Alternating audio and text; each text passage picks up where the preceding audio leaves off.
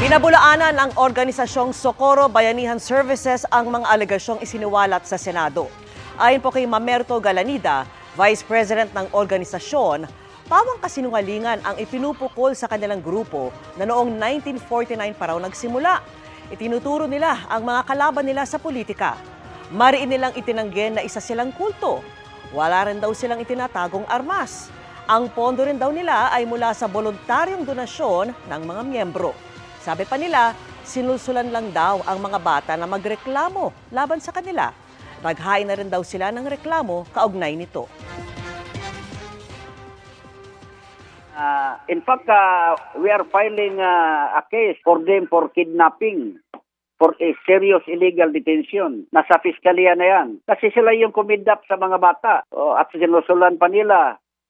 Nagawa pa ng mga affidavit parang fabricated, isa lang pattern. Pumunta na po dito yung mga police. They have conducted po their investigation sa province, sa region, and negative po. Kasi wala po kaming talaga ditong drugs at even mayroon din pong lumalabas na mga allegation na may mga armas, mga intelligence report from the CIDG at sa ibang ahensya ng police.